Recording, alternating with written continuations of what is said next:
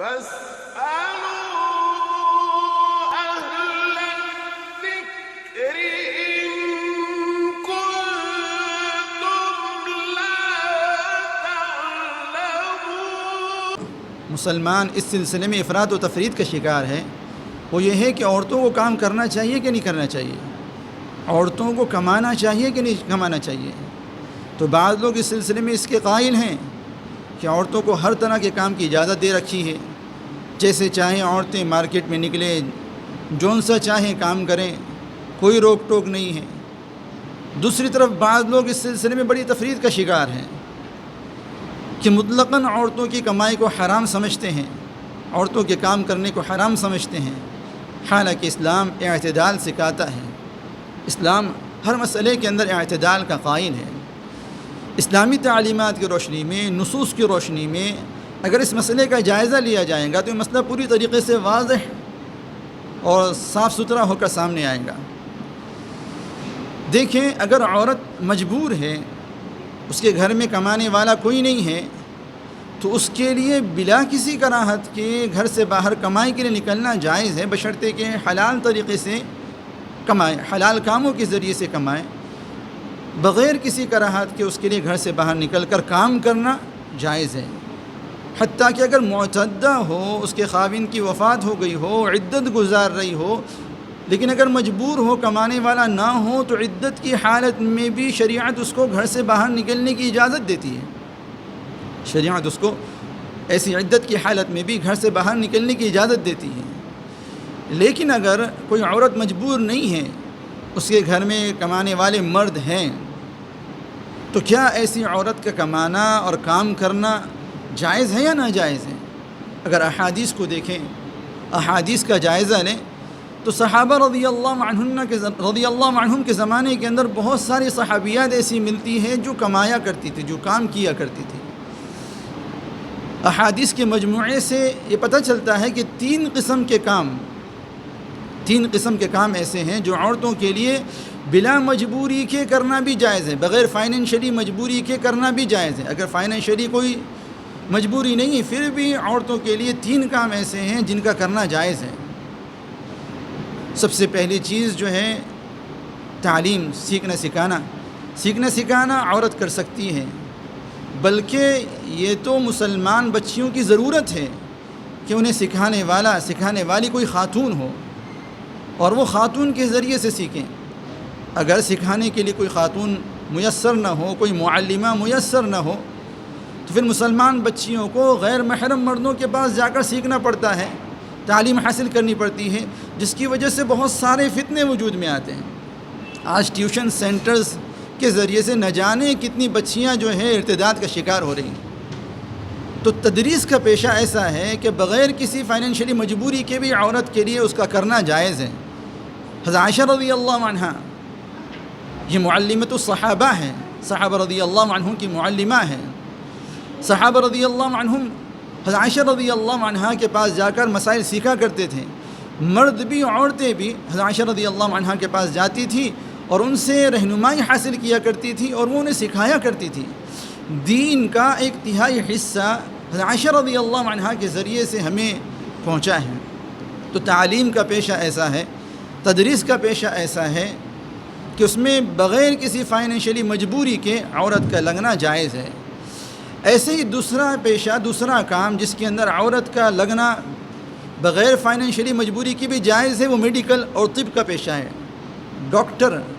Lady doctor کا پیشہ ہے۔ ہر فیلڈ کے اندر، طب کی، میڈیکل کی، ہر فیلڈ کے اندر کوئی نہ کوئی خاتون، مسلمان خاتون ایسی ہونی چاہیے جو مسلمان خواتین کا علاج کر سکیں۔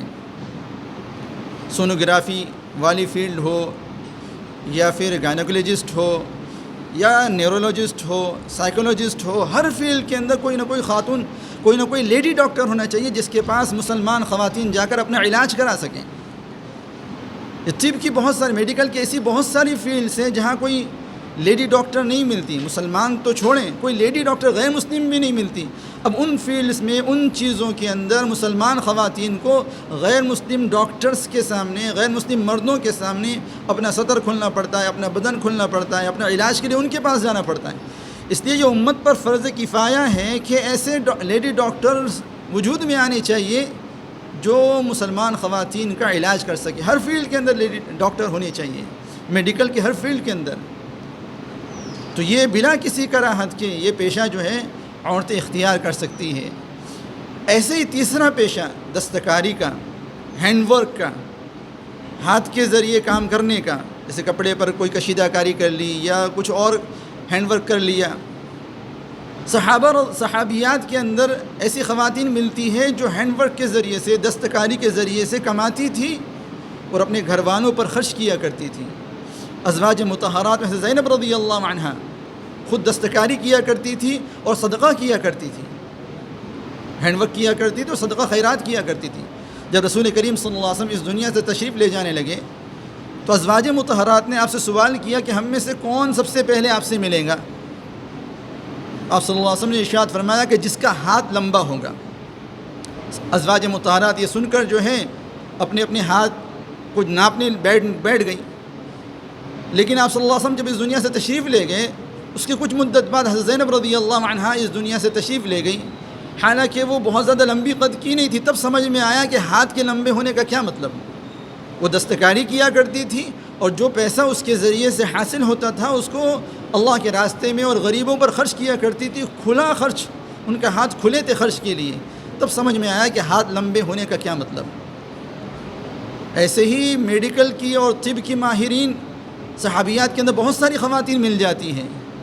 لیلہ بنت عبداللہ جن کا نام ہی شفا پڑ گیا تھا، جڑی بوٹیوں کی ماہر تھی. ایسے ہی حضرت رفیدہ رضی اللہ عنہا، آپ صلی اللہ علیہ وسلم نے علاج کے لیے ان کا خیمہ مسجد نبوی سے متصل ہی قائم کیا تھا.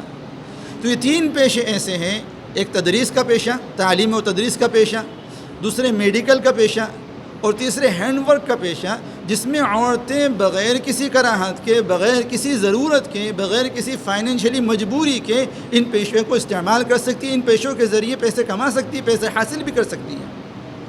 اور جو پیسے عورتیں حاصل کریں گی، جو کمائیں گی، وہ پیسہ انہی کی ملکیت کے اندر ہوگا. نہ ان کی اولاد ان سے مطالبہ کرنے کا حق رکھتی ہے ان پیسوں کا، نہ ان کا شوہر ان سے مطالبہ کرنے کا حق رکھتا ہے. ہاں، اگر وہ اپنی خوش دلی سے شوہر پر، اولاد پر خرچ کرنا چاہیں، خرچ کر سکتی ہیں. شوہر ان پیسوں کا مالک نہیں ہوگا. جیسا کہ حضرت ابن مسعود رضی اللہ عنہ کی بیوی آپ صلی اللہ علیہ وسلم کے پاس آتی ہے اور سوال کرتی کہ یا رسول اللہ، کیا میں اپنے شوہر پر اور اپنی اولاد پر خرچ کروں اپنے مال میں سے؟